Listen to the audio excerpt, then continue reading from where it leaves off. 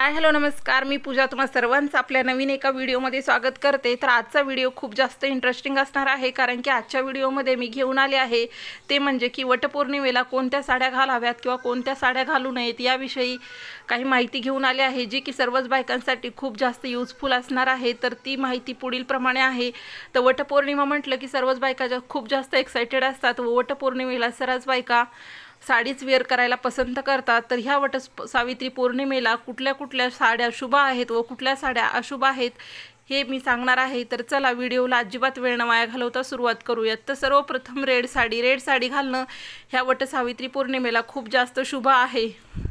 Red sari म्हटलं की सौभाग्याचं लेणं खूपच सुंदर दिसतं, तर त्यामुळे रेड साडीमध्ये तुम्ही सर्वात जास्त उठून दिसता व रेड साडी म्हटलं की आपलं रूपही खूपच खुलून दिसतं। तर त्यामुळे सरास वटसावित्री पौर्णिमेला रेड साडी घालणं खूप जास्त शुभ मानलं जातं व तसंच खूप छान दिसतंही। त्यानंतर येतं ते म्हणजे की ग्रीन कलर। तर ग्रीन कलर तर सौभाग्याचं प्रतीक मानलं जातं व ग्रीन कलरमध्ये सर्वच बायका खूपच जास्त उठून दिसतात। तर ग्रीन कलरची साडी ही या वटसावित्री पौर्णिमेला खूप जास्त शुभ आहे। त्यानंतर येलो कलरही खूप जास्त शुभ आहे।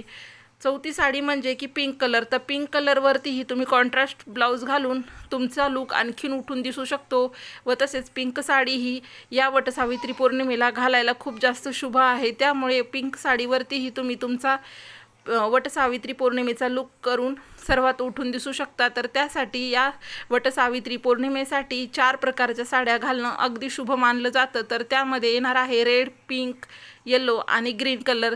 त्या व्यतिरिक्त तुम्ही अशा प्रकारे मल्टी कलरची साडीही घालू शकता ह्या वटसावित्री पौर्णिमेला। तर तुम्ही यापैकी कुठलीही साडी वटसावित्री पौर्णिमेसाठी घालू शकता। त्या व्यतिरिक्त घालायच्या नाही आहेत ते कलर म्हणजे ब्लॅक कलर हा वटसावित्री पौर्णिमेला अशुभ मानला जातो व तसेच व्हाईट कलरची साडी पण वटसावित्री पौर्णिमेला अशुभ मानली जाते। तर त्यामुळे व्हाईट आणि ब्लॅक कलर सोडून तुम्ही दुसरा कुठलाही कलर घालून वटसावित्री पौर्णिमेची पूजा करू शकता। तर व्हिडिओ कसा वाटला, आवडला की नाही? व्हिडिओ आवडल्यास लाईक करा, जास्तीत जास्त शेअर करा व तसेच आपल्या चॅनलला सबस्क्राईब मात्र नक्की करा, कारण की ते एकदम फ्रीमध्ये आहे। धन्यवाद।